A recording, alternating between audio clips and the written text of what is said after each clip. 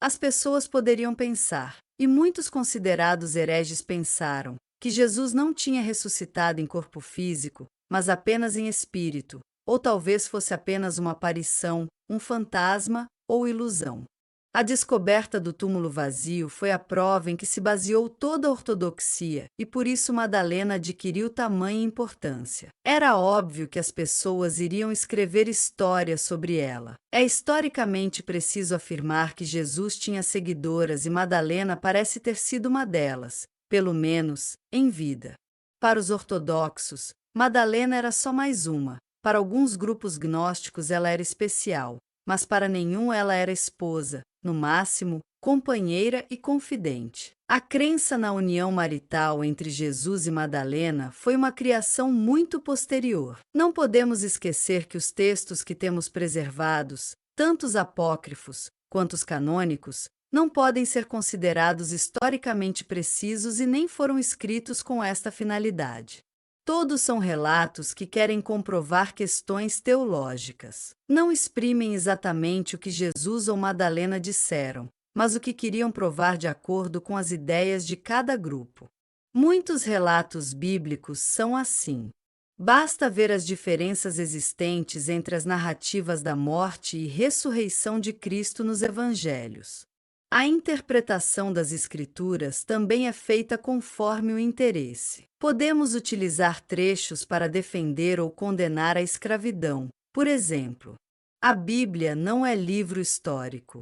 É importante e tem que ser compreendida como livro religioso. Cada religião cristã diferente que existe hoje, assim como os vários cristianismos primitivos que já existiram, interpretou os relatos bíblicos conforme suas crenças e ritos. Todas as religiões, sem exceção, fazem esse tipo de interpretação teológica de seus livros sagrados. A ciência, muitas vezes, também é assim. Faça o experimento já antecipando o resultado. Foi assim que muitos achados arqueológicos foram utilizados para comprovar a veracidade da Bíblia. Partia-se dela, já esperando encontrar a prova. Precisamos de respostas e procuramos onde nos convém. Isso não é errado. O perigo ocorre quando apenas uma das interpretações é considerada certa e todas as outras taxadas de erradas e mentirosas, gerando opressão, perseguição, fundamentalismo e violência, como foi o caso da Inquisição, das Cruzadas, do massacre de São Bartolomeu, entre tantas outras guerras religiosas e conflitos de interesse envolvendo diferentes interpretações das religiões. É imprescindível que a questão religiosa seja uma decisão íntima e pessoal. Somos humanos imperfeitos tentando compreender os mistérios da vida.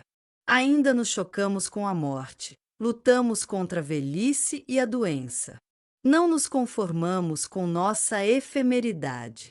Por isso, muitos buscam o consolo na religião, no mundo espiritual. Uma crença que consola, mas não escraviza dogmas pode ser positiva. Não dá para ter certeza de tudo. Para essas coisas existe a fé ou a espera de um dia encontrar explicação.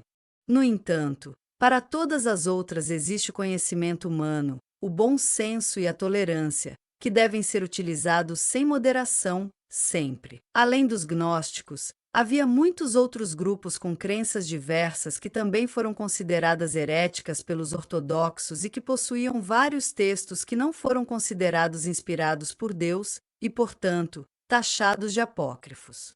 Em vários deles, outra Maria também foi muito citada em relatos bastante controvertidos e muitas vezes surreais. Trata-se de Maria, a mãe de Jesus. O principal texto apócrifo que trata sobre Maria é o Proto-Evangelho de Tiago.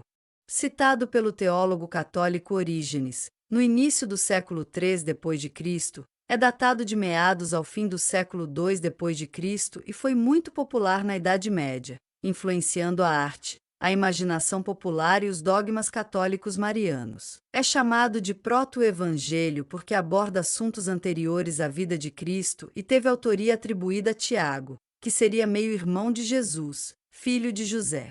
Contém relatos milagrosos que exaltam Maria como uma predestinada celeste a ser a Santa Virgem, mãe do Cristo Salvador. O texto explica que a mãe de Maria, Ana, era estéril e seu pai Joaquim era muito rico e estava profundamente abalado por ser o único de seu povoado que não possuía descendentes. Enquanto Ana lamentava a desgraça de sua esterilidade, ela recebeu a visita de um anjo que revelou que ela daria à luz uma criança que seria muito conhecida em todo o mundo. Feliz, ela prometeu que o bebê seria consagrado ao templo para servir ao Senhor Deus. A menina que nasceu foi chamada Maria, e desde pequena já demonstrava ser especial. Andou aos 6 meses e foi tocada apenas por donzelas hebreias virgens. Quando completou 3 anos, foi entregue pelos pais no templo, aos cuidados do sacerdote, onde era alimentada, exclusivamente, pelas mãos de um anjo. O proto-evangelho não menciona mais Ana e Joaquim, que tem seu destino ignorado. Ao completar 12 anos, a menina, ao menstruar, tornaria impuro o santuário. Então foi providenciado que ela fosse encaminhada para a casa de seu noivo. A escolha do futuro marido foi orientada por um anjo. Todos os viúvos do povoado deveriam ser reunidos e cada um traria um bastão. Um sinal de Deus revelaria o escolhido. Do bastão de José saiu uma pomba, e foi ele o escolhido. No entanto, José ponderou que já tinha filhos e que era velho, e que a esposa menina seria causa de zombaria para ele. Sem escolha, acolheu a menina. Até agora, o relato é bastante conveniente, porque explica a pureza de Maria e seu nascimento imaculado e sobrenatural, além de justificar o fato de haver, no Novo Testamento, menção a irmãos de Jesus. Um dia, quando Maria saiu para buscar água no poço, ela recebeu a visita de um anjo que explicou que ela conceberia pela virtude de Deus, que seu filho seria chamado Filho do Altíssimo e seu nome seria Jesus. Maria aceitou a incumbência. Ela tinha 16 anos. Após passar uma temporada na casa de Isabel, Maria retornou para o lar de seu noivo, José, com sinais visíveis da sua gravidez. José a acusou de ter estado com outro homem e Maria se defendeu dizendo ser ainda donzela e nunca ter conhecido varão. José perguntou de onde vinha o filho que ela carregava e ela respondeu: Pelo Senhor, meu Deus, eu juro que não sei. Mais uma vez, um anjo apareceu para revelar a José que Maria carregava um filho, fruto do Espírito Santo, que seria o salvador dos pecados do povo. Apesar de José ser convencido, o sacerdote Anás, quando descobriu a gravidez, ordenou uma investigação. Ambos teriam que passar pela prova da água do Senhor, que ao ser bebida revelaria a mentira. Ambos passaram pela prova e o sacerdote e o povo local foram convencidos da causa miraculosa da gravidez de Maria. A gravidez transcorreu bem até que o imperador decretou o censo. Durante a viagem para Belém, Maria deu à luz sozinha em uma caverna, enquanto José procurava uma parteira hebreia. O momento do nascimento de Jesus fez literalmente que o tempo parasse. Encontrando a parteira, esta duvidou da concepção e parto virginal. Ao chegarem à gruta, uma nuvem luminosa saiu de dentro acompanhada de uma luz intensa. Quando a luz diminuiu, o menino já estava mamando em sua mãe. A parteira admirou-se com o nascimento milagroso, mas a sua amiga Salomé não acreditou senão depois de fazer um toque ginecológico a fim de comprovar o parto virginal. Ao introduzir o dedo, sua mão foi carbonizada. Pedindo misericórdia por ter duvidado, Salomé implorou pela cura de sua mão, que foi realizada ao tocar o bebê Jesus, sendo este o seu primeiro milagre. A narrativa continua com a visita dos magos do Oriente e termina com a matança dos bebês judeus e a fuga da família para proteger o menino Jesus. Outros apócrifos contam a sequência da família em fuga para o Egito, como o Evangelho Pseudo-Mateus, que contém vários milagres de Jesus ainda criança, como subjugar dragões e feras selvagens e ordenar que uma árvore se curve para dar frutos para Maria comer. Um relato de uma árvore se curvando para Maria, pela ação do bebê Jesus, também é encontrado no Corão, o livro sagrado do Islã. O Evangelho Pseudo-Tomé apresenta o menino Jesus rebelde que ainda não aprendeu a controlar seus dons milagrosos e cria muitos problemas para José e Maria. Nos 3 textos, os supostos irmãos de Jesus, filhos de José, desaparecem dos relatos, subsistindo apenas a assinatura por Tiago, no Proto-Evangelho. Vários textos apócrifos foram produzidos para comprovar a virgindade de Maria e, apesar de não terem sido considerados inspirados, foram amplamente utilizados para ilustrar e justificar os dogmas marianos católicos da concepção e parto virginal, da sua concepção imaculada, ou seja, Maria não foi portadora de nenhum pecado, nem mesmo original. Como consequência da ausência de pecado, Maria não merecia morrer, o que deu origem ao dogma da Assunção, com seu corpo ainda vivo sendo elevado aos céus. No entanto, a construção destes dogmas foi um processo lento e cheio de controvérsias. Quanto à virgindade de Maria, historicamente, não é possível comprovar que durante a época em que Jesus era vivo já se acreditava nisso. Os evangelhos foram escritos décadas depois. O Evangelho de Mateus relaciona a virgindade de Maria a uma profecia de Isaías que dizia que uma virgem daria luz a um Salvador. Alguns estudiosos creem que a concepção virginal foi criada para que Jesus se adequasse ao Messias esperado por Israel. De qualquer forma, já no primeiro século, alguns textos canônicos continham a ideia da concepção virginal. Nem todos os cristãos aceitavam que Maria teria concebido pelo Espírito Santo. Um grupo de cristãos judeus chamado de Cria Ebionita ser Jesus filho natural de Maria e José e sendo um homem justo.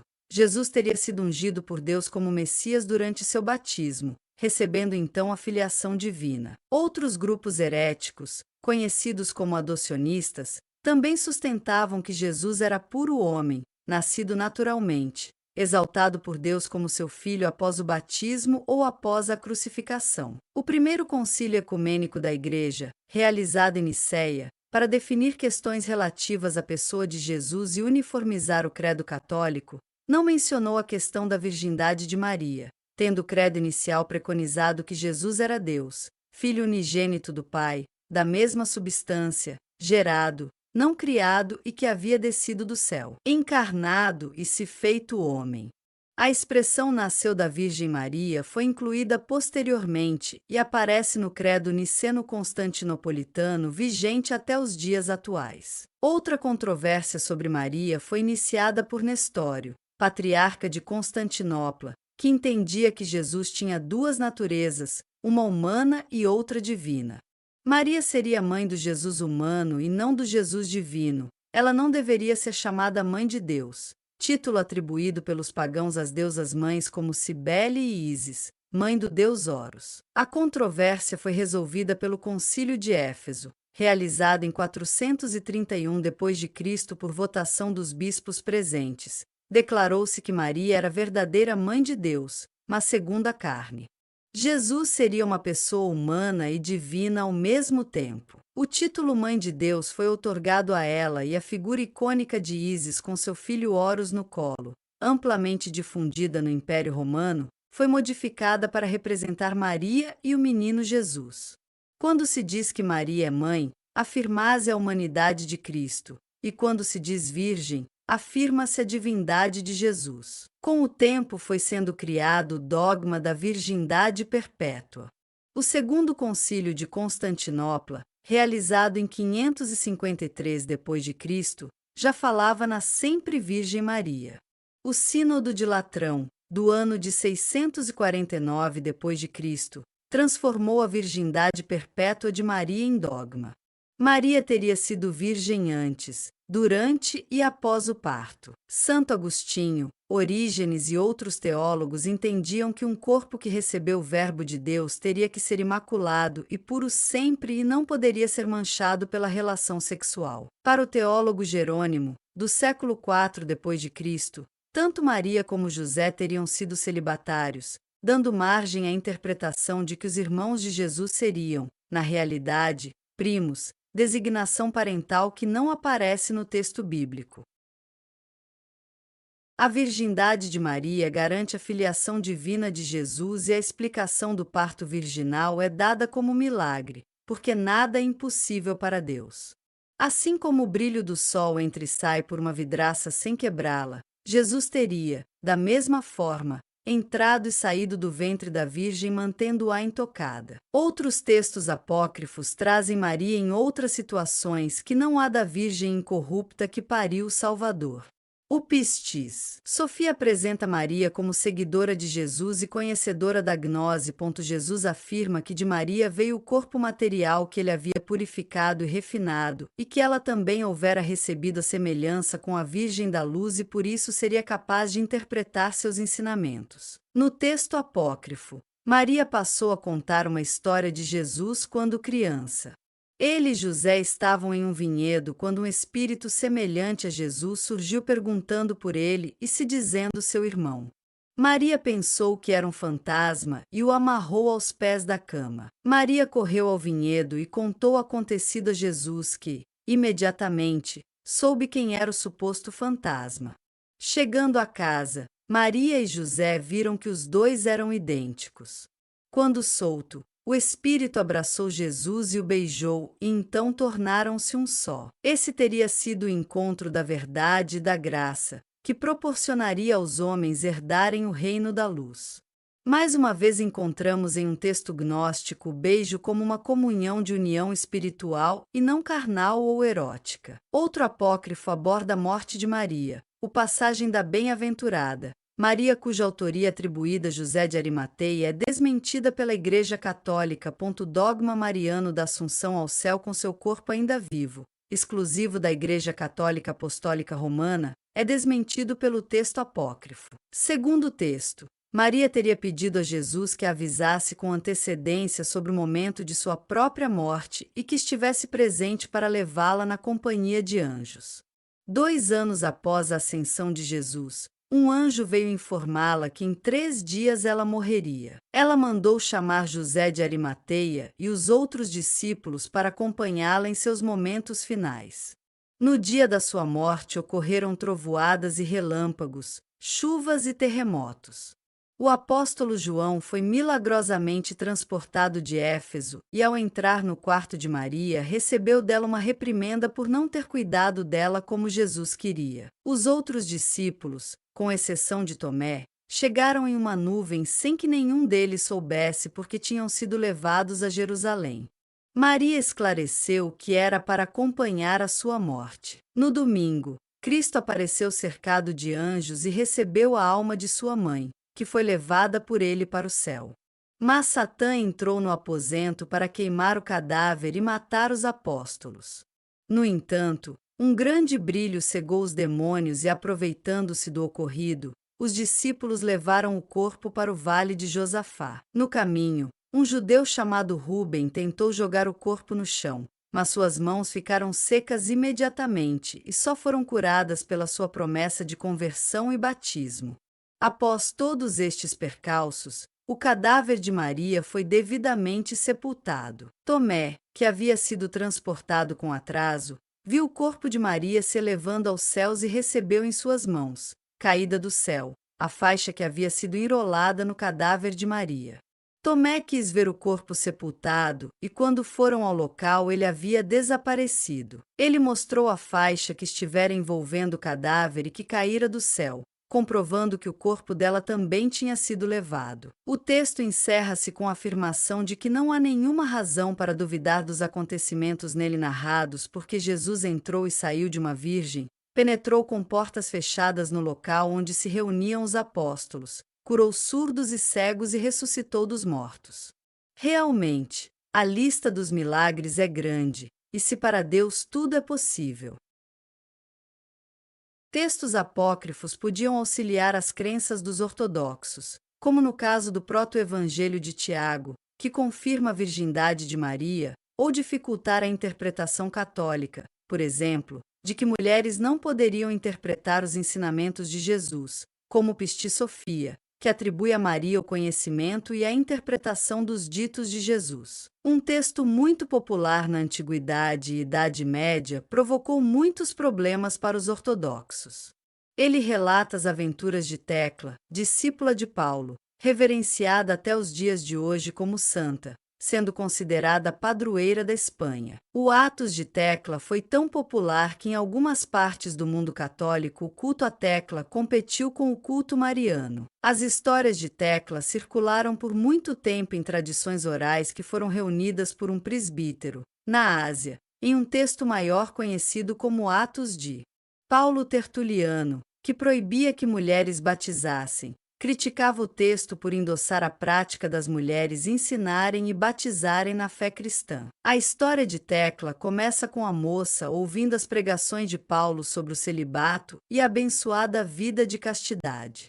Tecla fica deslumbrada com a mensagem e desiste de casar com seu noivo Tamires, que enraivecido apela para o governador da cidade de Icônio. Outros homens casados também se queixam e Paulo é preso. Tecla suborna os carcereiros para entrar na cela e continuar ouvindo a pregação de Paulo. Ambos são julgados. Paulo é açoitado e é livre da cidade, mas a mãe de Tecla implora que a filha seja queimada viva para servir de exemplo. Tecla é amarrada em um poste, mas as chamas milagrosamente não a consomem. Deus envia uma tempestade que apaga o fogo e Tecla é salva. Tecla encontra Paulo e pede para ser batizada, mas Paulo não concorda porque acha que ela ainda iria encontrar um noivo. Ambos seguem viagem até Antioquia, onde Alexandre, um homem importante e influente na cidade, tenta comprar Tecla de Paulo, mas este diz que não a conhece. Alexandre tenta estuprar Tecla, que reage rasgando o manto dele e derrubando a sua coroa.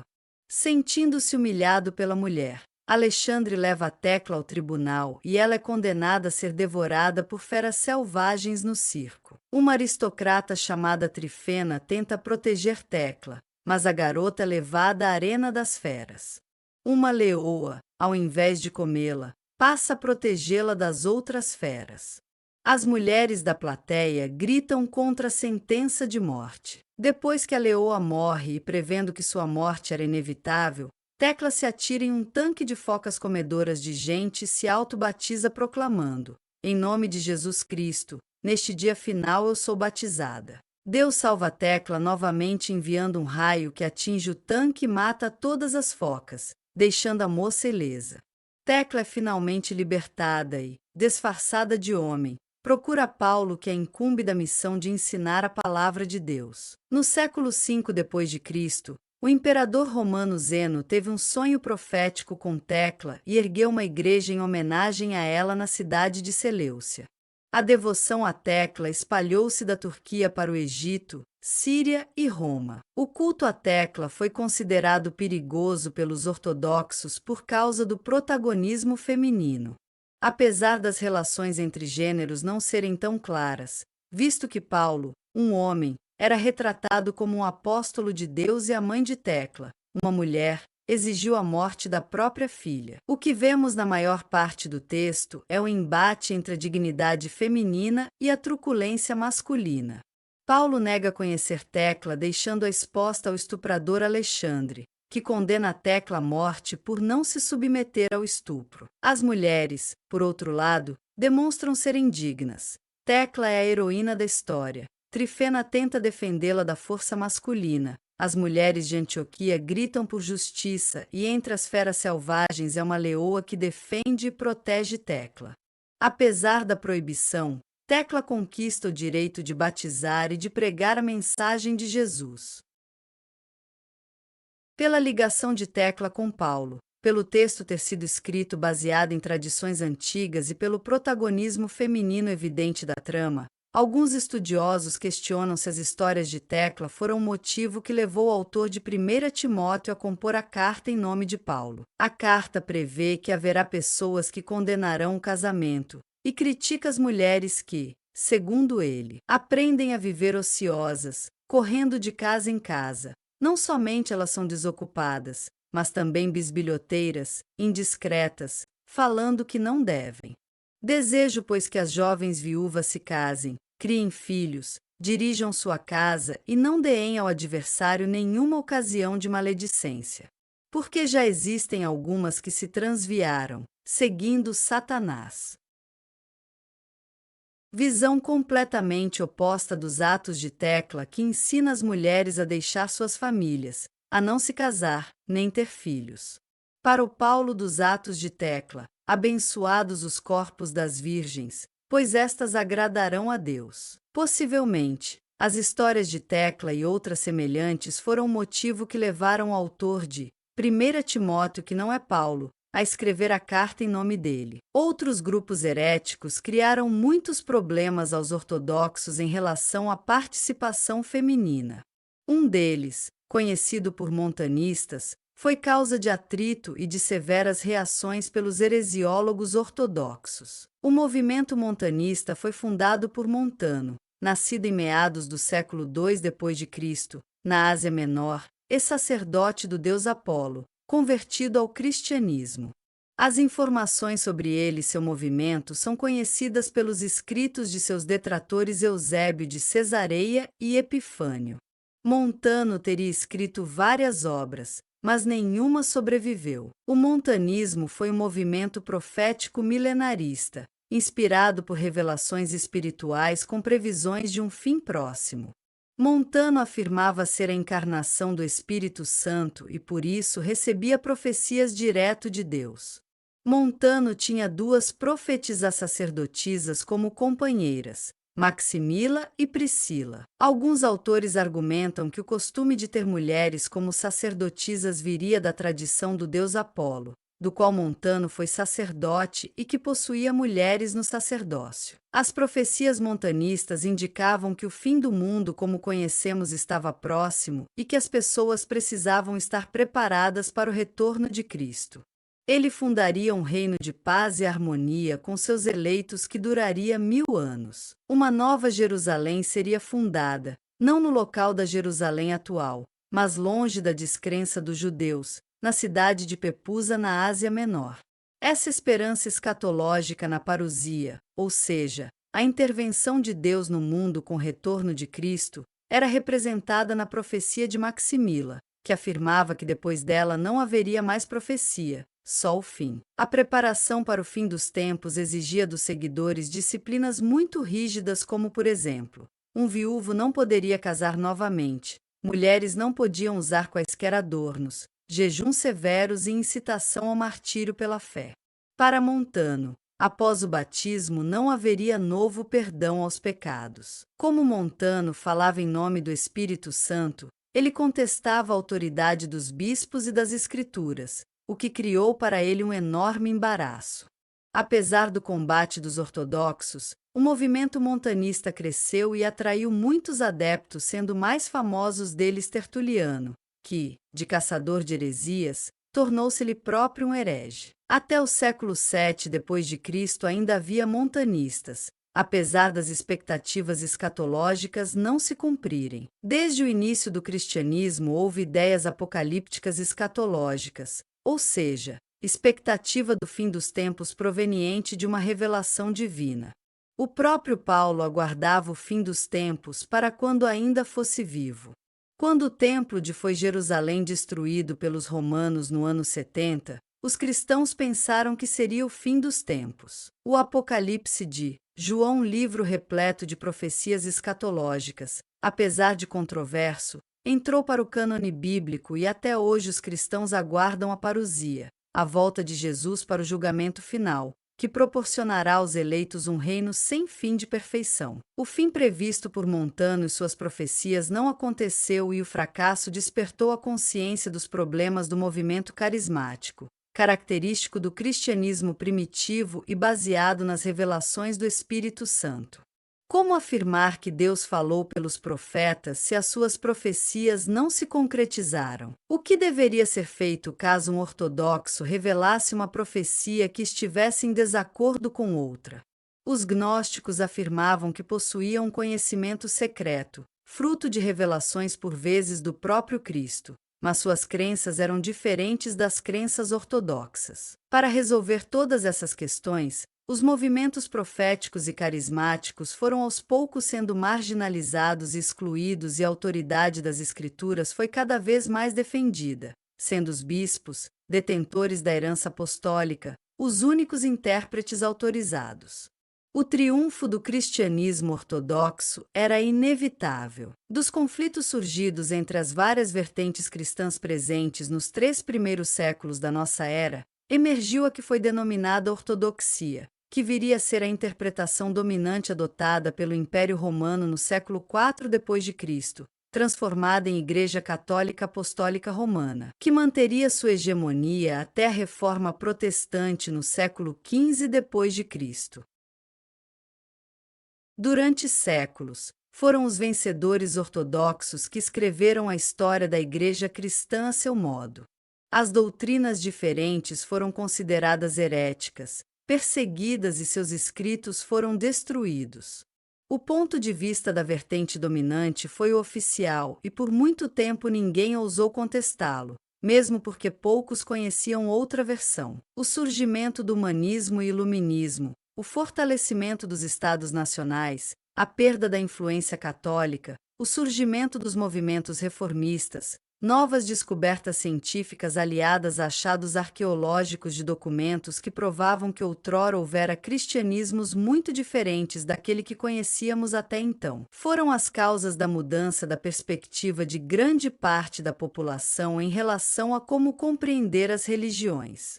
Mas como seria se outra vertente cristã, que não a ortodoxa, tivesse vencido? Do ponto de vista histórico, a crença ebionita parece ser a mais próxima dos discípulos originais, judeus de fala aramaica que obedeciam à lei judaica e que passaram a acreditar que Jesus era o Messias. As ideias adocionistas de que Jesus era um homem justo que foi exaltado por Deus e feito seu filho pela ressurreição encontra paralelo nos discursos dos discípulos em Atos dos Apóstolos, como no discurso de Pedro no Pentecostes quando diz: "A este Jesus, Deus o ressuscitou, e disto nós somos testemunhas."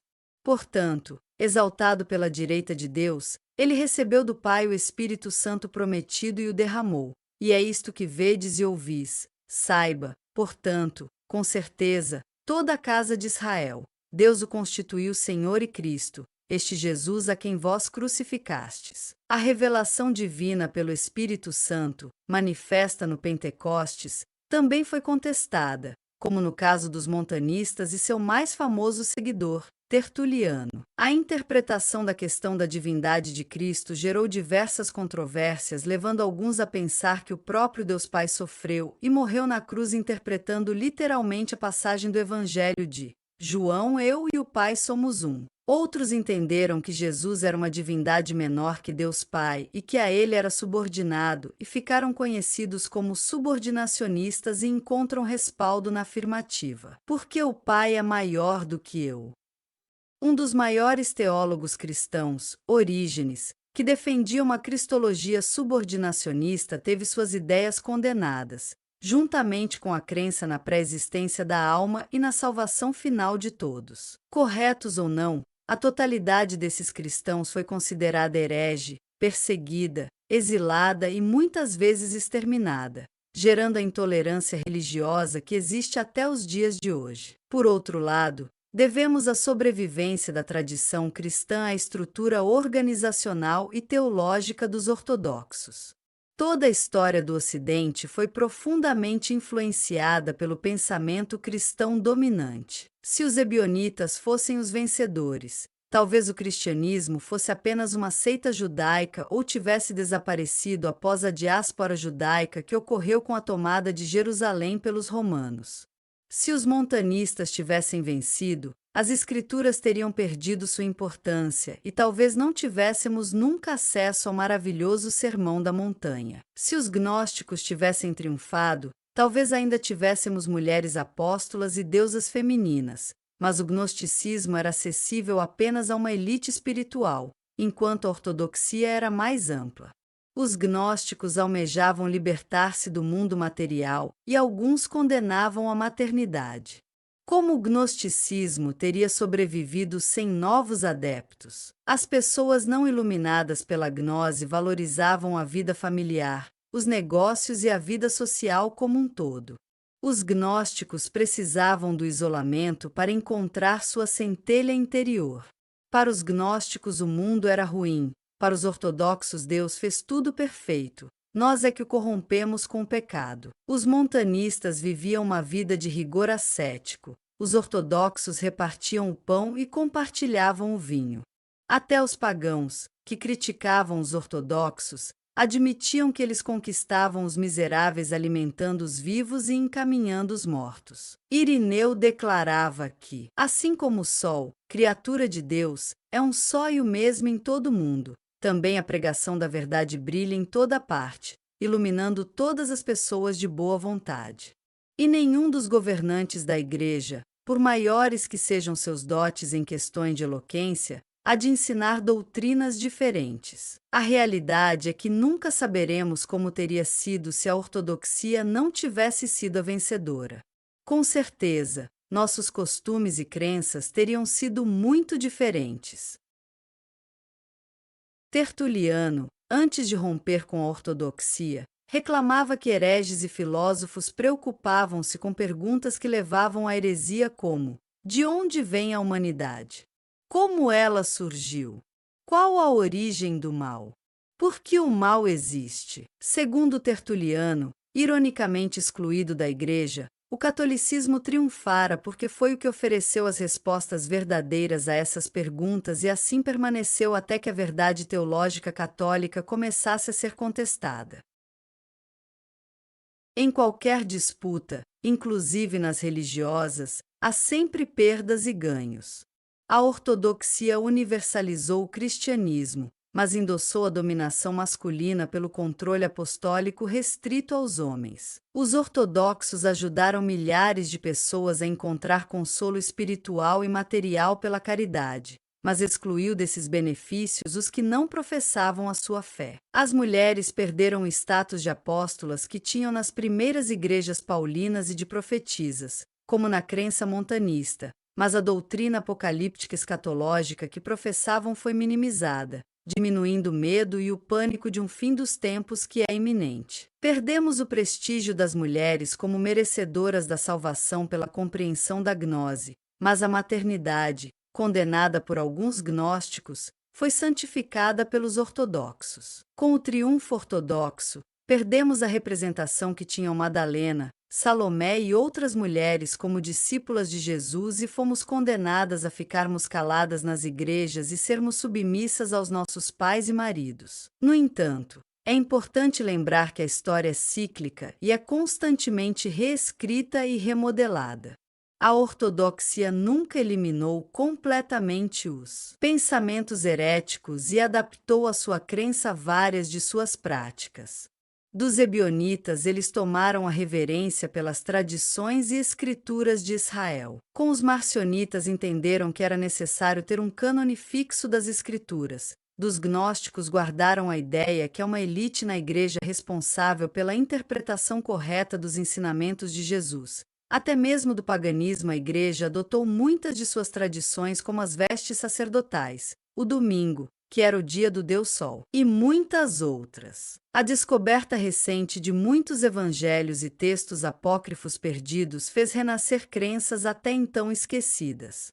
Hoje há igrejas gnósticas em vários locais do mundo, há judeus messiânicos e igrejas carismáticas guiadas pelo Espírito Santo. O movimento reformista foi o início de uma diversificação cristã que hoje é maior do que no tempo dos cristianismos iniciais e muitas religiões antigas e novas têm reservado papéis de destaque para as mulheres. Mas a vitória da ortodoxia não ocorreu sem lutas. Ao mesmo tempo que combatia as heresias internas, teve que lutar contra as investidas do paganismo. Ao mesmo tempo que missionários como Paulo espalhavam o cristianismo por todo o Império Romano, iniciavam-se as perseguições contra os cristãos. Inicialmente localizadas, as perseguições foram tornando-se sistêmicas, levando ao martírio muitos dos seguidores cristãos. Os pagãos acusavam os cristãos de ateísmo, por não compreenderem o seu Deus incorpóreo, desprovido de idolatria. Os encontros nas catacumbas e lugares escondidos para fugir das perseguições geraram boatos de infanticídio, canibalismo, comiam o corpo de Cristo, e de incesto, pois chamavam-se de irmãos e beijavam-se durante as cerimônias. Foram chamados de apóstatas porque renegaram a fé judaica. Como aguardavam o fim dos tempos e um reinado que não era o de Roma, eram vistos como inimigos perigosos do Estado. Porque evitavam as festas pagãs, eram vistos como antissociais. Porém, o pior era que se recusavam terminantemente a prestar culto aos deuses pagãos. Na época, o próprio imperador romano era reverenciado como um deus e recusar-se a adorá-lo era insubordinação ao Estado romano. Além disso, a crença romana era de que os deuses precisavam ser reverenciados para que, satisfeitos, mantivessem a prosperidade do povo. Pela recusa, os cristãos começaram a ser acusados de tudo que acontecesse de ruim no império. Fazê-los cultuar os deuses da maneira certa era fundamental, mas os cristãos se recusavam e preferiam a morte. No início do século IV d.C., o imperador Diocleciano ordenou uma perseguição em massa aos cristãos e muitos perderam seus bens, foram torturados e mortos. Mas após a morte de Diocleciano, um dos coimperadores, Constantino, teve uma visão durante uma batalha decisiva. Segundo seus biógrafos Eusébio de Cesareia e Lactâncio, Constantino viu uma cruz brilhante no céu e a frase: "Sob este sinal vencerás". Constantino mandou pintar o monograma de Cristo nos escudos dos soldados com as letras Xi e Ru, que unidas formavam uma espécie de cruz. Após vencer a batalha, Constantino atribuiu a vitória ao Deus cristão e tornou-se protetor e patrono da fé em Cristo. Junto com Licínio, ele assinou o Edito de Milão em 313 d.C., que decretou a liberdade religiosa no Império, encerrando oficialmente a perseguição cristã. Constantino devolveu os bens confiscados por Diocleciano, construiu igrejas e subsidiou o clero, batizando-se pouco antes da sua morte. A sorte dos cristãos parecia mudar, mas uma heresia crescia e ameaçava a união da igreja, o arianismo. Para resolver o problema, Constantino convocou o primeiro concílio ecumênico da igreja, o Concílio de Nicéia, uma reunião de bispos de várias localidades que veio a definir por votação qual seria o credo adotado oficialmente pelos cristãos. O credo ortodoxo prevaleceu e essa foi a primeira grande vitória da ortodoxia. Em 380 d.C., outro imperador romano, Teodósio, promulgou o Edito de Tessalônica, que tornou o cristianismo a religião oficial do Império Romano. A versão cristã oficializada foi aquela proveniente de Pedro, ou seja, apostólica, expressa pela crença ortodoxa. A partir do Edito, o cristianismo ortodoxo foi chamado de catolicismo, porque se tornou universal. Todas as outras crenças cristãs foram consideradas heréticas, sendo duramente combatidas, agora também pelo aparato estatal. Heresia, a partir de então, foi considerada crime. Todas as pessoas do Império Romano foram obrigadas a se converterem ao catolicismo e essa junção provocou um sincretismo entre cristianismo e paganismo que persiste até os dias atuais. Os templos pagãos foram transformados em igrejas, o culto aos deuses, no culto aos santos e mártires, o Pontífex Maximus, cargo de sacerdote supremo do paganismo atribuído ao imperador, foi transmitido posteriormente para o bispo de Roma, que se tornou sumo pontífice, chefe da Igreja Católica. A união da Igreja com o Estado fez com que o poder divino ganhasse legitimidade jurídica e estatal, e a Igreja Católica ganhou força e prestígio. De perseguida, passou a perseguidora. Nem mesmo a queda do Império Romano do Ocidente no ano 476 d.C. foi capaz de destruir a força da Igreja nascente. O catolicismo romano tornou-se hegemônico e sua força e poder foi fator de opressão, perseguição e morte das mulheres que ousaram exigir seus direitos, seguir outra fé ou contestar o poder de Roma. O período que se iniciou logo após a queda do Império Romano do Ocidente, com a invasão de Roma pelos bárbaros e a deposição do imperador Rômulo Augusto, foi posteriormente chamado de Idade Média, período áureo da Igreja Católica Apostólica Romana. O poder dos bispos estava consolidado. As mulheres perderam sua representatividade na Igreja e na sociedade, porque a fé católica controlava a vida doméstica e as relações sociais. Mas a história é dinâmica, há sempre rupturas e permanências. Muita coisa mudou no cenário religioso, ainda que, apesar de todas as reformas religiosas dos últimos séculos, o passado mítico ainda permeia a religiosidade atual. No entanto, essas questões merecem uma análise mais criteriosa que pretendo realizar em outro livro. Por ora, reflitamos sobre o princípio das religiões modernas para compreendermos que nada é estanque. Tudo se transforma na natureza, segundo Lavoisier, e nas crenças, segundo a experiência dos estudiosos das religiões. Capítulo 8. Todas as mulheres e deusas. Houve um tempo em que as mulheres eram deusas, quando o dom da vida era o bem mais precioso.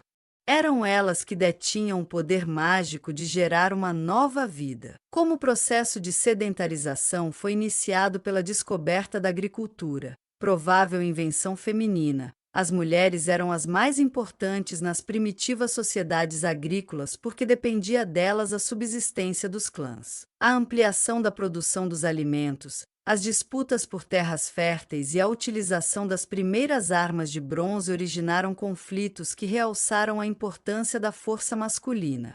Nasciam as primeiras sociedades patriarcais. A mulher perdeu prestígio na sociedade terrena e no mundo sobrenatural. Até mesmo a descoberta da participação do homem na geração da vida diminuiu a importância da mulher.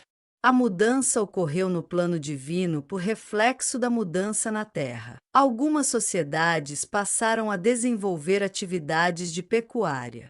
Pastorear o rebanho não foi considerado adequado a mulheres com filhos pequenos. Mais uma vez, a mudança na organização social provocou a segregação feminina.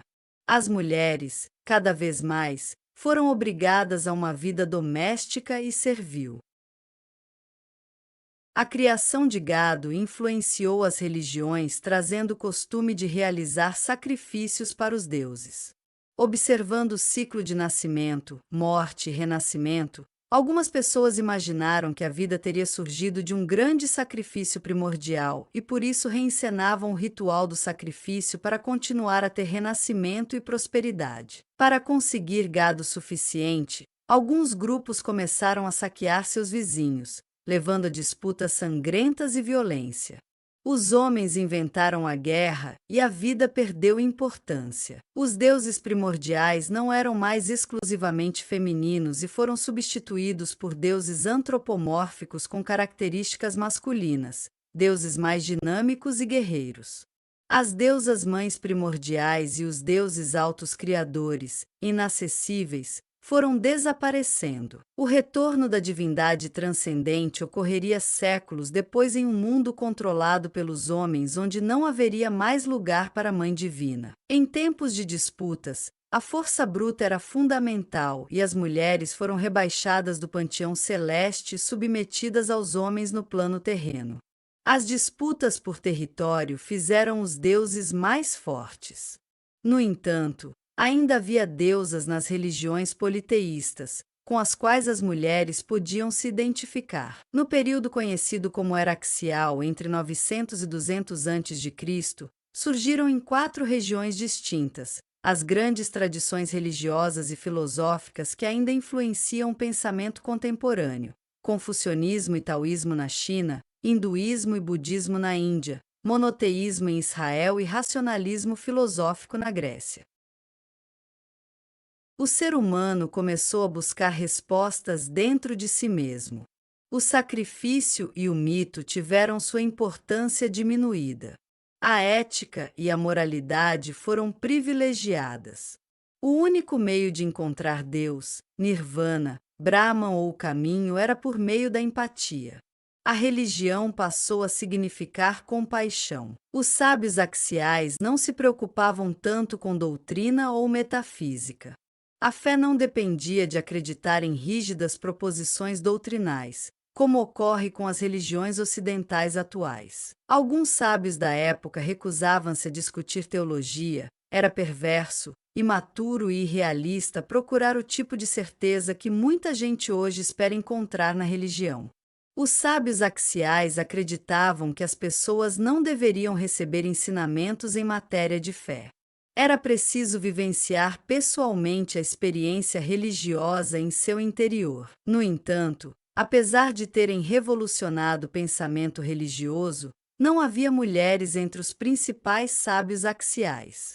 A mulher já estava relegada a segundo plano e sua participação no universo religioso era pontual e secundária. A religião compassiva e pacífica nem sempre sobrevive em um mundo de disputas e violência, e muitas ideias axiais foram sendo substituídas e modificadas conforme as circunstâncias de cada sociedade. Entretanto, muitas de suas doutrinas ainda são aplicáveis ao mundo de hoje e por isso é importante conhecer as origens das religiões. O olhar crítico para o passado nos fornece um vislumbre do futuro. Os sábios axiais desenvolveram seu ideal em um mundo de guerra e conflitos como o nosso. Temos muito que aprender com as religiões antigas e seus desdobramentos atuais. Devemos lembrar que para eles o que importava não era a crença e sim o comportamento, a atitude. Pessoas religiosas não são necessariamente melhores que as outras. A religião tem que servir para o bem-estar da humanidade. Certa vez, o teólogo Leonardo Boff perguntou maliciosamente para o Dalai Lama qual era a melhor religião, já esperando que ele respondesse que era o budismo tibetano. A resposta do religioso surpreendeu. Ele disse que a melhor religião é aquela que te faz melhor, aquilo que te faz mais compassivo, aquilo que te faz mais sensível, mais desapegado, mais amoroso, mais humanitário, mais responsável. A religião que conseguir fazer isso de ti é a melhor religião. Uma religião que discrimina quem quer que seja, inclusive mulheres, não se encaixa neste ideal religioso humanitário. No entanto, nem sempre as religiões foram dirigidas para bons propósitos, sendo constantemente utilizadas para subjugação e opressão. No caso das mulheres no Ocidente, a força masculina e as sociedades patriarcais nos deixaram cada vez mais submissas à vontade dos homens. A situação social foi transposta para o ambiente religioso. As mulheres passaram a presenciar suas deusas serem combatidas pelo culto monoteísta. O triunfo do catolicismo controlado pelos bispos, tornando-se religião oficial do Império Romano, influenciou toda a cultura ocidental. O império ruiu, mas a religião e os costumes patriarcais sobreviveram. Ainda somos obrigadas a carregar a culpa que os dirigentes religiosos, séculos após séculos, atribuíram a Eva. Isso não quer dizer que as mulheres não foram importantes e influentes na formação das religiões. Se o forte da maioria das mulheres ao longo da história não foi a guerra e a força bruta, a persuasão feminina é inegável. Até mesmo Jesus, quando criança, obedecia e escutava os conselhos de sua mãe. Santo Agostinho foi convertido à religião católica por influência de sua mãe, Mônica, e dedicou a ela alguns capítulos de sua famosa obra. Confissões. É quase certo que a mãe de Constantino, o primeiro imperador romano cristão, já fosse cristã antes da conversão de seu filho e que o tenha influenciado na escolha. A história das religiões está repleta de mulheres mártires e santas que foram exemplos de santidade e bondade e inspiraram as pessoas a seguirem o ideal cristão de amor ao próximo. Ainda que tenhamos sido relegadas a segundo plano nas religiões monoteístas, podemos encontrar todos os tipos de mulheres nas escrituras sagradas. Tomemos como exemplo algumas das várias mulheres citadas na Bíblia. Há mulheres nos papéis tradicionais de dona de casa e boa esposa, como na parte de Provérbios escrita pelo rei Lemuel, que escreve baseado nos ensinamentos que sua própria mãe o ensinou. Noite ainda, se levanta, para alimentar os criados, e dá ordens às criadas. Examina um terreno e o compra, com o que ganha com as mãos planta uma vinha. Estende a mão ao pobre e ajuda o indigente. Tece roupas para o seu uso, e veste-se de linho e púrpura. Na praça o seu marido é respeitado, quando está entre os anciãos da cidade. Tece panos para vender e negocia cinturões. Está vestida de força e dignidade e sorri diante do futuro. Abre a boca com sabedoria e sua língua ensina com bondade. Vigia o comportamento dos criados e não come pão no ócio. Seus filhos levantam-se para saudá-la, seu marido canta-lhe louvores. Muitas mulheres ajuntaram riquezas, tu, porém, ultrapassas a todas. O autor do Eclesiástico também descreve o seu ideal de boa esposa. Uma mulher perfeita alegra o seu marido, ele passará em paz os anos de sua vida. Uma mulher excelente é uma boa sorte, será dada aos que temem ao Senhor. Rico ou pobre, tem o coração satisfeito, tem sempre um semblante alegre. A beleza de uma mulher alegra o olhar e excede a todos os desejos do homem. Se a bondade e a doçura estão nos seus lábios, o seu marido é o mais feliz dos homens. O que adquire uma mulher inicia a fortuna, auxiliar semelhante a ele, coluna de apoio. Faltando cerca, a propriedade é devastada. Faltando a mulher, o homem geme e vaga. Quem confia num ágil ladrão que salta de cidade em cidade? Assim é o homem a quem falta ninho. Repousa onde a noite o surpreende. Há também vários tipos de mães, como a viúva de Sarepta, mãe zelosa, que dividia com seu filho a última porção de comida e que foi salva da morte por ter ajudado o profeta Elias. Quando seu filhinho adoeceu e morreu, foi procurar novamente o profeta e viu seu filho ser ressuscitado por ele. Outras mães em situações de fome não tiveram a mesma sorte de serem protegidas por um profeta e precisaram comer seus próprios filhos para sobreviver. Há também as mães adotivas, como a filha do faraó, que salvou um bebê hebreu da morte e adotou o pequeno Moisés como se fosse seu próprio filho. As mulheres estéreis são várias, mas uma teve uma história especial.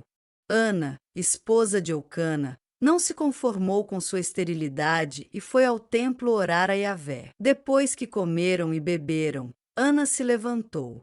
O sacerdote Eli estava sentado em sua cadeira, no limiar da porta do santuário de Yahvé. Na amargura de sua alma, ela orou a Yahvé e chorou muito. E fez um voto, dizendo: Yahvé dos exércitos, se quiseres dar atenção à humilhação da tua serva e te lembrares de mim, e não te esqueceres da tua serva e lhe deres um filho homem, então eu consagrarei a Yahvé por todos os dias da sua vida, e a navalha não passará sobre a sua cabeça. Como se demorasse na oração a Yahvé, Eli observava sua boca. Ana apenas murmurava, seus lábios se moviam, mas não se podia ouvir o que ela dizia, e por isso Eli julgou que ela estivesse embriagada. Então lhe disse Eli: Até quando estarás embriagada? Livra-te do teu vinho. Ana, porém, lhe respondeu com estas palavras: Não, meu senhor, eu sou uma mulher atribulada, não bebi vinho nem bebida forte, derramo a minha alma perante Yahvé. Não julgues a tua serva como uma vadia. É porque estou muito triste e aflita que tenho falado até agora. Eli então lhe disse: Vá em paz, e que o Deus de Israel te conceda o que lhe pediste. Uma mulher orando silenciosamente no templo era tão incomum que Eli pensou que ela estivesse bêbada. Por causa da prece, Yahvé permitiu que ela concebesse. Seu filho Samuel foi o último dos juízes de Israel e o primeiro dos profetas, tendo ungido os primeiros reis de Israel, Saul e Davi. No entanto, nem todas as mulheres bíblicas representam o papel tradicional de mãe e dona de casa. Existiram mulheres poderosas que se recusaram a serem submissas aos maridos, como as rainhas Ester e Vasti. A rainha Vasti era a bela esposa do rei Xerxes, que reinou da Índia até a Etiópia. Certa vez, estando na cidadela de Susa, o rei deu um grande banquete. A rainha Vasti também ofereceu um banquete para as mulheres do palácio. O rei, estando bêbado, exigiu que Vasti se apresentasse na sua festa porque queria exibir a sua beleza para seus convidados. A rainha recusou-se a cumprir a ordem do rei. Para que não servisse de mau exemplo de insubordinação feminina, ela foi deposta. O rei escolheu outra rainha entre as virgens jovens e belas do reino, a judia Hadassa, que se apresentou com o nome falso de Ester, para esconder sua nacionalidade. Por conta de intrigas palacianas, o rei decretou que os judeus deveriam ser exterminados. Ester queria interceder por seu povo, mas o rei não a procurava e era proibido, sob pena de morte, estar na presença do rei sem ser chamado. Não vendo outra alternativa e arriscando sua vida, ela foi encontrar o rei e acabou desmaiando. O rei, penalizado, a ergueu em seus braços e perguntou o que a afligia. Ela marcou um encontro com ele mais tarde. A rainha então pediu que salvasse seu povo e conseguiu. Com humildade, coragem e astúcia, Ester conseguiu mudar os desígnios do rei. Algumas mulheres se libertaram das convenções sexuais para poder escolher seus parceiros, como a esposa de Putifar, o eunuco comandante da guarda real do faraó do Egito. José, filho do patriarca Jacó, havia sido vendido como escravo pelos irmãos e foi comprado por Putifar, tornando-se seu mordomo. A esposa do eunuco apaixonou-se por José e pediu que ele dormisse com ela. José recusou em respeito ao seu amo. A mulher o agarrou pela roupa e ele fugiu, deixando as roupas na mão dela. Por causa do escandaloso episódio, José foi preso e na prisão interpretou os sonhos dos oficiais do faraó, o que lhe rendeu um cargo de confiança no palácio. A investida sexual da esposa de Putifar foi a causa da prisão de José, mas também a garantia de um cargo de maior destaque, que proporcionou que ele salvasse toda a sua família da fome e também o povo do Egito. No livro Atos dos Apóstolos encontramos Drúxila, uma judia que era casada com o procurador romano da Judéia, Félix, sendo que não havia se divorciado oficialmente do primeiro marido, um raro caso de poligamia feminina. Berenice, irmã de Drúxila, filha mais velha de Herodes Agripa I, causou um escândalo ao casar com seu tio Herodes e depois de viúva ainda teria tido uma relação incestuosa com seu irmão Herodes Agripa II. Posteriormente, ela se casou com o rei da Cilícia e se tornou amante do imperador Vespasiano e do seu filho Tito. Ao que tudo indica, mulheres ricas tinham muito mais poder e liberdade, mesmo em sociedades patriarcais como a judaica. As mulheres simples e pobres, em geral, não tinham escolha senão seguir as leis judaicas plenamente, mas mulheres que detiveram poder muitas vezes rebelaram-se e escolheram seu próprio caminho. Encontramos a expressão da sexualidade feminina no controverso Cântico dos Cânticos, cuja protagonista, uma bela mulher negra, é louvada pelo seu amado rei e corresponde seus elogios com a mais bela poesia. Que me beije com beijos de sua boca. Teus amores são melhores do que o vinho, o odor dos teus perfumes é suave, teu nome é como um óleo escorrendo, e as donzelas se enamoram de ti. Arrasta-me contigo, corramos. Leva-me, ó rei, aos teus aposentos e exultemos. Alegremo-nos em ti. Mais que ao vinho, celebremos teus amores. Com razão se enamoram de ti. Em meu leito, pela noite, procurei o amado de meu coração. Procurei-o e não o encontrei. Levantar-me-ei, rondarei pela cidade, pelas ruas, pelas praças, procurando o amado da minha alma. Procurei-o e não o encontrei. Encontraram-me os guardas que rondavam a cidade. Vistes o amado da minha alma?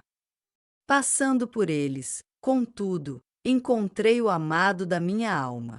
Agarrei-o e não o soltarei, até levá-lo à casa da minha mãe, ao quarto da que me concebeu. Mas mulheres humildes também exigiam seus direitos contestando as leis vigentes, como no caso das irmãs Maala, Noa, Egla, Melque e Tersa, filhas de Salfad, que apresentaram-se diante de Moisés exigindo que recebessem alguma propriedade, já que seu pai não tinha tido filhos homens. Moisés levou o caso delas diante de Yahvé, e Yahvé falou a Moisés. Disse: as filhas de Salfad falaram corretamente. Dar-lhes-ás, portanto, uma propriedade que será a herança delas no meio dos irmãos de seu pai, transmitirás a elas a herança do pai. Falarás, então, aos filhos de Israel: se um homem morrer sem deixar filhos, transmitireis a sua herança à sua filha. Por causa da reivindicação das irmãs, Yahvé modificou suas leis e outras mulheres foram beneficiadas. Abigail impediu que Davi fizesse justiça contra ela e sua família por causa de uma desfeita do marido. Ela se humilhou, levou presentes e pediu desculpas, chamando o próprio marido de grosseiro e insensato. Davi, após ouvir suas ponderações, respondeu a ela: Bendito seja Yahvé, Deus de Israel, que hoje te enviou ao meu encontro. Bendita seja a tua sabedoria e bendita sejas tu por me teres impedido hoje de derramar sangue e fazer justiça com as minhas próprias mãos. Mas, pela vida de Yahvé, Deus de Israel, que me impediu de te fazer o mal se não tivesses vindo tão depressa à minha presença, eu juro que, de agora até o amanhecer, não teria sobrado com vida um único dos homens que andam com Nabal. Então Davi recebeu o que ela lhe havia trazido e lhe disse: Volta em paz para tua casa. Vê que ouvi a tua súplica e te atendi. Louvada por sua sabedoria e perspicácia, Abigail retornou para casa encontrando o marido bêbado.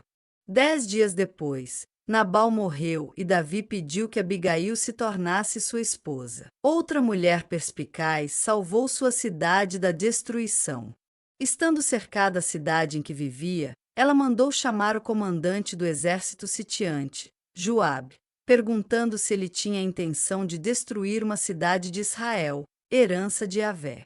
Joabe informou que só queria Seba, que havia se revoltado contra Davi e estava escondido na cidade. A mulher disse a Joabe: Pois bem, jogaremos a cabeça dele por cima da muralha.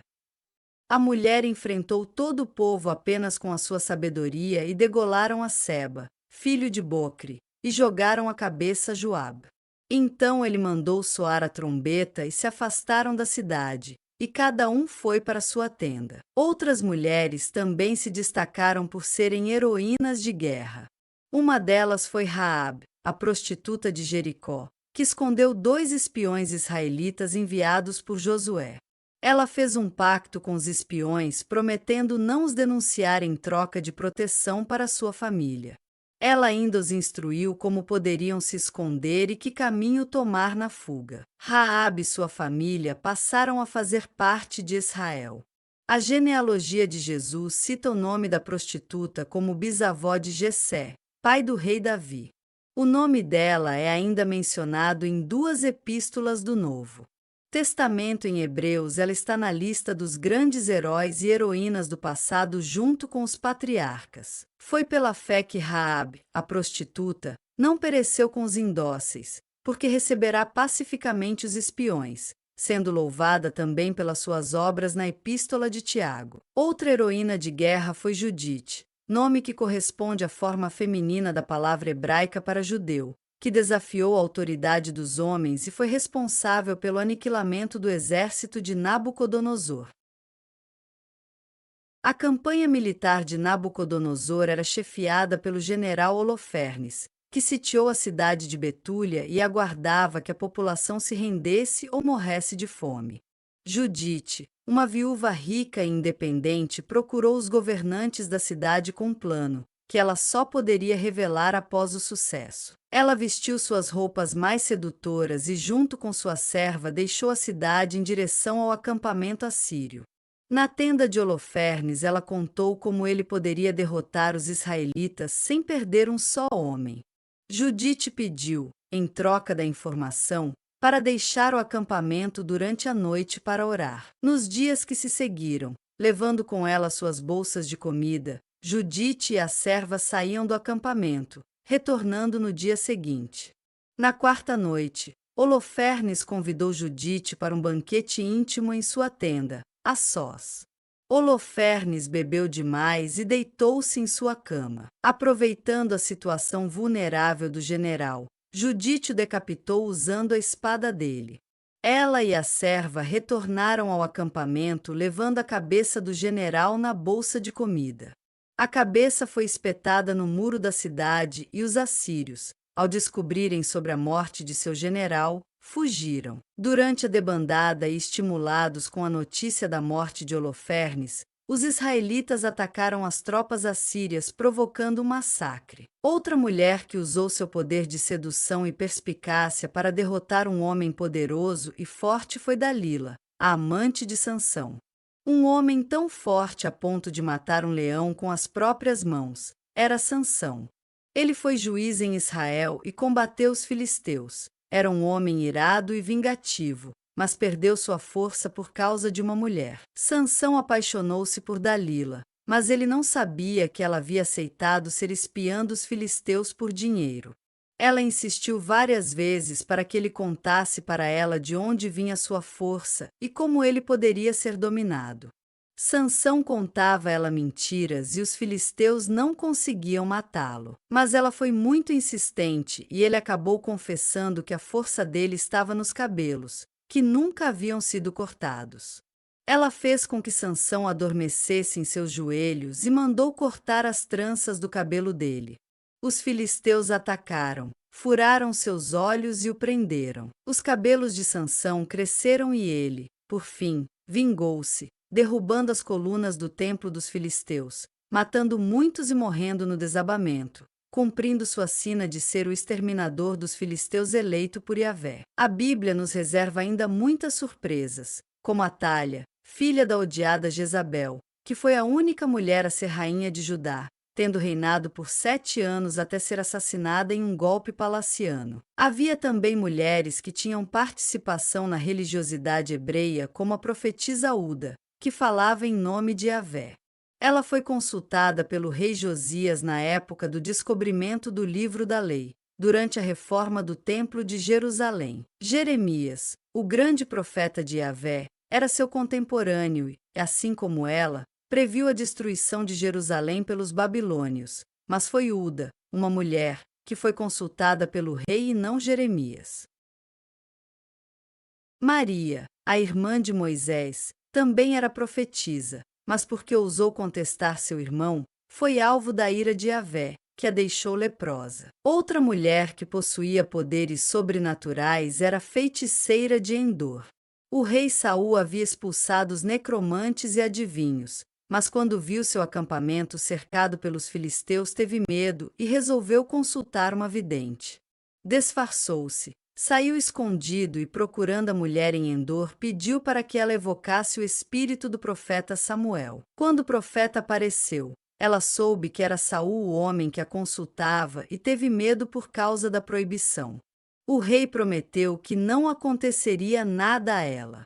O espírito de Samuel previu a morte de Saul e a derrota para os filisteus. Saul ficou extremamente abalado pela notícia e a vidente serviu comida para ele e seus servos, no intuito de confortá-los.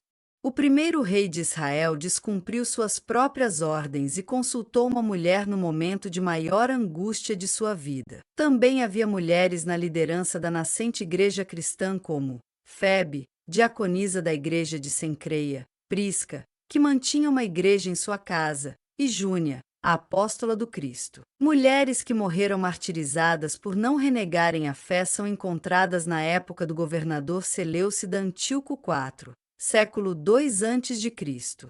O culto judaico foi proibido e o templo de Jerusalém foi consagrado a Zeus, para desespero dos judeus, que foram obrigados a participar das festas pagãs e sacrificar aos deuses. Alguns judeus recusaram-se a modificar seus costumes, entre eles 2 mulheres que haviam circuncidado seus filhos.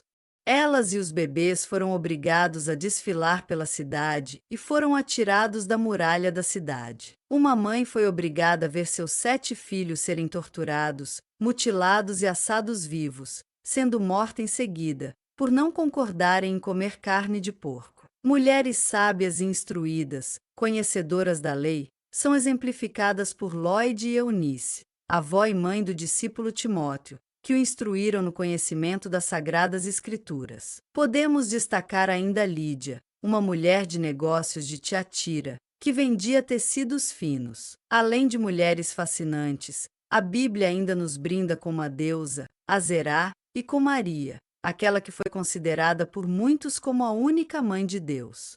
No entanto, a figura de Maria como o único exemplo feminino a ser seguido nos cria o problema de ser mulher, mãe e virgem, algo impossível a nós mulheres. Depois de tantos exemplos, deste e de outros capítulos, como poderíamos definir a mulher da Bíblia? A mãe zelosa, a filha obediente, a dona de casa, a esposa fiel, a amante, a prostituta, a sofredora, a guerreira, a heroína, a assassina, a mártir, a mulher de negócios, a conselheira, a profetisa, a apóstola, a deusa, a mulher casada, a solteira, a viúva, a que tem filhos, a que não tem? As castigadas por Deus, aquelas que foram instrumento de sua justiça? A rainha, a plebeia, a juíza, a camponesa? A astuciosa, a sábia, a espiã? A leal, a traidora, a injustiçada, a que exige justiça? A perfeita virtude ou a mulher real? A deusa ou a pecadora? Será possível encontrar um padrão de virtude feminina definitivo a ser seguido, quando temos tantos exemplos em apenas um dos textos sagrados? Alguns podem argumentar, com razão, que muitas destas mulheres não foram reais, que são criações teológicas, tradições muito antigas, mas isso perde importância quando entendemos que essas personagens femininas foram utilizadas como exemplo verdadeiro a ser seguido, sem escolha, sem discussão. Para muitas mulheres, a Bíblia é o único livro que elas têm acesso e ainda assim não podem interpretá-la porque não nasceram homens. Será que Deus quis realmente manter as mulheres na ignorância? Privadas do conhecimento porque não temos capacidade de discernir o que é melhor para nós? O jardim idílico onde fomos criadas, segundo o mito, não nos permitia condições de desenvolver a maternidade, o trabalho, a inteligência, a caridade e o amor ao próximo. Uma vida paradisíaca de ociosidade é realmente o ideal de paraíso? Quando caímos do Éden, segundo o mito, ganhamos o sofrimento, a dor, a mortalidade. Mas o sofrimento nos faz empáticos, nos faz querermos ser seres melhores para que não soframos tanto. Quando contemplamos o sofrimento do outro, produzimos a verdadeira religião humanitária. Eva preferiu a liberdade, ela fez sua escolha. Perdemos o paraíso, mas ganhamos o conhecimento, que pode tornar nossas vidas o céu ou o inferno. Precisamos decidir o que fazer com o que conhecemos, com o que cremos. Sempre se perde um pouco do paraíso quando se come o fruto do conhecimento, porque a ignorância nos mantém livres no jardim dos que não têm escolha. A filosofia, a religião, a ciência, homens e mulheres buscam há milênios entender os mistérios da vida e da morte.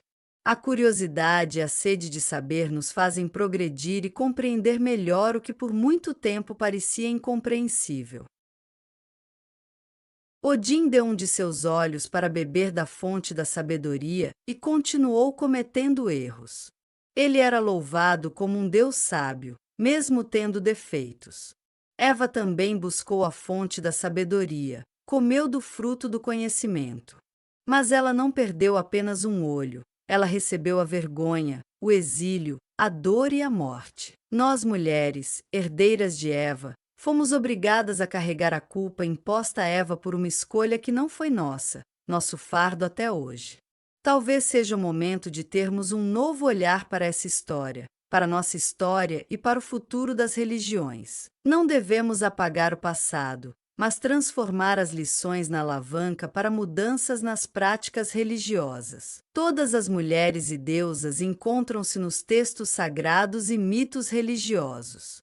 Se podemos nos identificar com qualquer uma delas, por que carregar a culpa que imputaram a Eva? Se até o Papa já admite que Eva é mítica, por que não termos um olhar mais racional para toda esta história de pecado e culpa? A curiosidade sobre a história das mulheres na religião me fez criar este livro. Sou a Eva que se insurge contra a proibição de conhecer. Os deuses, a natureza, a genética, o que quer que seja nos deram a inteligência e a sede de conhecimento. Precisamos honrar nossos dons e glorificar a Deus, a deusa ou a natureza e retribuir a maravilhosa bênção do conhecimento que nos faz humanos. Quem nunca quis comer do fruto do conhecimento, que atire a primeira pedra.